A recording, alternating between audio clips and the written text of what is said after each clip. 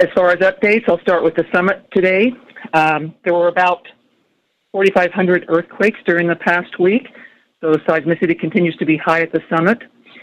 The most recent collapse event occurred just before 9 p.m. last night. It released energy equivalent to a magnitude 5 plus earthquake per usual, as we've been seeing. And like we've been seeing all along, after that event, the seismicity dropped, but we expect that throughout today, the earthquakes will begin to increase in number as we lead up to the next collapse event. Excuse me. Sulfur dioxide emissions at the summit remain low, on the order of 100 tons per day. On the lower East Rift Zone, the story is about the same. Fissure 8 remains the active vent. It's feeding lava into a channel that extends to the coast. And the ocean entry is still active near Ahalanui, but the south flow margin has not advanced any farther to the south and is still about 500 meters or 0.3 of a mile from the boat ramp at Isaac Holly. SO2 emissions remain high on the lower East Rift Zone, and I think this is a great segue into the Weather Service report because of the disruption of trade winds and what that combination of disrupted trade winds and high SO2 emissions means. Why don't we go directly to Derek Rowe? Derek is a meteorologist with the National Weather Service. Do you want to go ahead with your statement or address Janet's comment about the trades? Yeah, I'll do both of those. That was a great lead-in. Thank you. Right now, typically this time of year, we get very few disruptions in the trade winds, and when we do, it's usually a little bit of a disturbance that's coming up from the deeper tropics that tend to be a bit more moist, and that's kind of the case today. That's what happened. One passed through. It's over on the western end of the state right now. It's more towards Kauai and Oahu. We had some rain here this morning, and it's raining on Kauai, so it's through the Big Island. But what it does is you tend to see a little bit of a wind shift associated with that, and that's exactly what's going on today. So the typical trade wind direction is from just north of due east, so that would be out of the east-northeast. And when you get features like this, sometimes the trades will shift around to be almost due east or even just a slightly out of the east-southeast, and that's exactly the case today. So their winds are more or less unchanged in terms of the magnitude. They're still blowing around 10 to 12 miles per hour like they have been for the past several days. But the wind direction has shifted just slightly. But that small shift means that instead of blowing down more towards the coast of southern Puna and down out towards the Kau area, that means that a lot of these emissions are pushing upslope across Pahoa. And we took a look at some webcams this morning, and there's even some evidence on that some of the emissions are getting up into the saddle between Mauna Kea and Mauna Loa. So that's really no big surprise that those emissions are doing that today. This disruption will be brief. It's going to be, once this feature moves through, the trades will go back to their normal direction, and that's going to be evolving overnight. So by tomorrow, things will be back to normal. Otherwise, everything is pretty much the same. It's stable. We don't really have much concern for heavy rain today. There'll be a couple of heavier showers over Pahoa just because that plume is being pushed up over them, but we're not expecting any problems. Other than that, I think that's all I have, unless there's questions. Thank you, Derek, and we will go to questions in a few moments. Our next speaker is Jessica FERRACANE with Hawaii Volcanoes National Park, and most of you know that Kilauea's summit is actually located in Hawaii Volcanoes National Park. So, Jessica, what do you have for us today? Good afternoon, everybody. It's status quo up here at Hawaii Volcanoes National Park for anybody who's keeping track of it. Today's day 74 since the park closed on May 11th. I am actually in the park right now working from the Visitor Emergency Operations Center behind closed doors with air scrubbers on because the air quality is in the very hazardous or red range up here. We are having terrible air quality conditions up here in Volcano. And not just in the park at the summit area, but also in Volcano Village. And again, as Janet pointed out, this is not emissions coming from the summit, but rather the lower East Rift Zone eruption site and the light trade winds. So that was a really good segue in from Derek at the Weather Service for me as well. So anyway, here I am. The other news, also you guys can also check the conditions on HawaiiSO2Network.com to see real-time air quality conditions here in the park and the surrounding community. We've had a lot of earthquakes over the weekend. The most recent one did again, more damage to Highway 11 and Crater Rim Drive. And we're working with HDOT, or the Hawaii Department of Transportation, on how to repair those and what's happening moving forward on those damages to the park roads. We, at this time, urge all motorists to drive slowly and carefully through Highway 11 and heed the 25-mile-per-hour signs. We do have an increased law enforcement presence right now maintaining the closure as well as the reduced speed limit through Highway 11. So please drive carefully. Lots of cracks, lots of buckling on a very unstable surface. And then my last message is a uplifting one. We have a Learn How to Pound Poi cultural workshop happening this Wednesday at the Mokupapapa Discovery Center in downtown Hilo from 10 to 12, and that is free. That's all I have. Thank you. Thank you very much, Jessica. As we go over to questions, I want to remind people that there are 3 people who gave statements today. Janet Babb, a geologist with the Hawaiian Volcano Observatory, Jessica FERRACANE with the National Park Service, and Derek Rowe with the National Weather Service. We also have 2 other people on the line, experts who are available to answer any questions.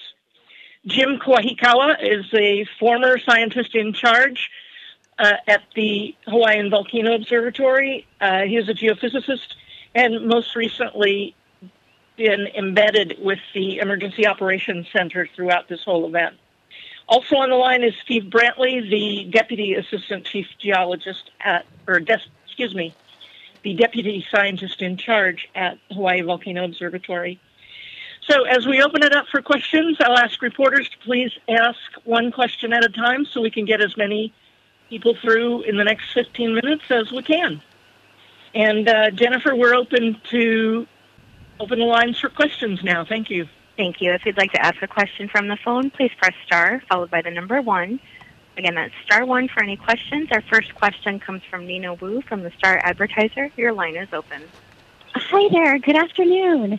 Yes, so I did see that report to the Hawaii County Civil Defense. It was prepared, I think, July 15. The one thing that definitely stood out for me, it says the volume of lava erupted during the current activity exceeds that of many past eruptions. And given this volume and sustained withdrawals of magma, it's most likely this may continue for months to years. Can you elaborate on that? Is it months or years? That's a large range, and does it just depend on what happened? Hi, this is Jim. Hi. That's why we said it was months, 2 years. We're not sure how long it'll last.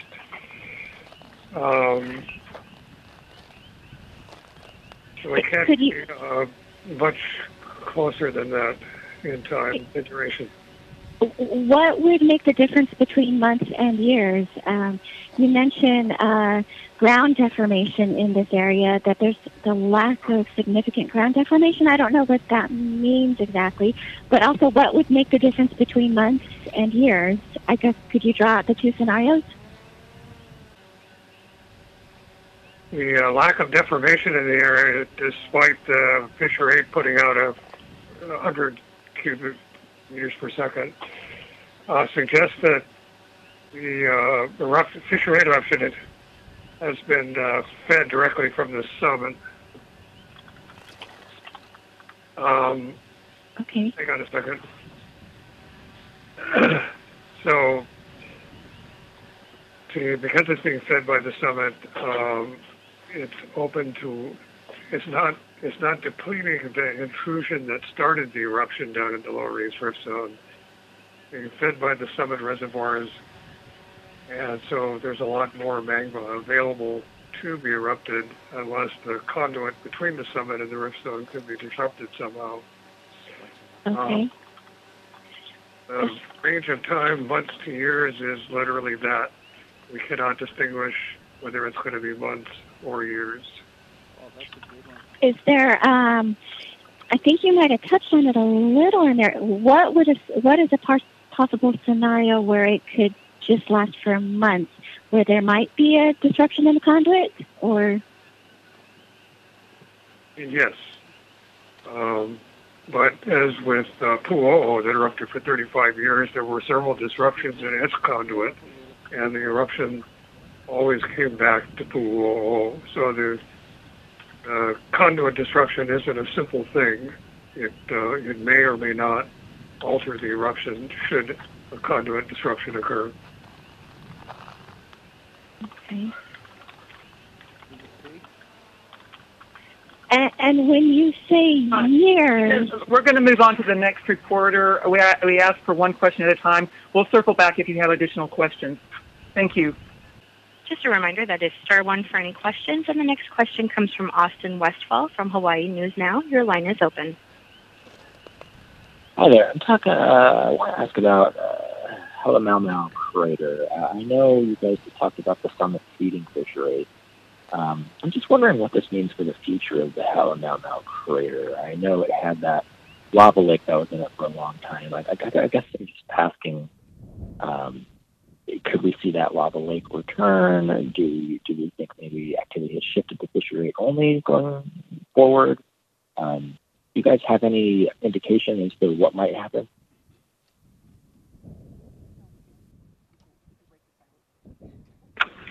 Hi, this is Steve Brantley. The Halemaumau crater continues to enlarge as the adjacent parts of the Kilauea crater floor slump and slide into the center of Halemaumau. And in that sense, it's similar to the activity that occurred in the 1800s. There were similar collapses that occurred, followed by the rise of magma into the new crater or collapsed area to form lava lakes, and then collapsed again. So one of those scenarios could be a series of collapses. If magma intrudes into the upper parts of the volcano again and accumulates, it might result in a lava lake. We certainly don't know that at this point in time, but in the long run, that probably is quite likely. We simply don't know how long or how much larger the Halemaumau crater will become. It can get much larger than it is today. So it's definitely not dead? Absolutely not. Okay, thank you. And we have Nina back from Star Advertiser. Your line is open. Oh, hi there. Yes. So, yeah, I understand that, all of this is unpredictable, but I'm just curious to know what kind of scenario might lead to this occurring for years. And I know when years, I'm not sure, is that 10 years, 20 years, 50 years? Is that all unknown? We were as precise as we can be in the phrase months to years. Could you map out a scenario showing how this could last for years? I mean, if the summit just kept on continuing, this is unprecedented. I don't think this has ever... is this unprecedented? No, it's not unprecedented. As we stated, Pu'o'o erupted for 35 years. There were other eruptions around from the Kilauea's East Rift Zone that, for example, Maunahulu lasted 5 years. Eheahulu, a little bit farther down the Rift Zone, lasted for at least a decade or two. It was several hundred years ago, so we don't have the exact duration, but by volume, it lasted quite a long time. So these types of eruptions that go into years are not unknown from Kilauea. They're just not that usual. All right. However, is this unusual in terms of the volume? I'm not sure what you mean. Do you mean the total volume of the eruption or the eruption rate? Oh, I meant as far as the total volume thus far.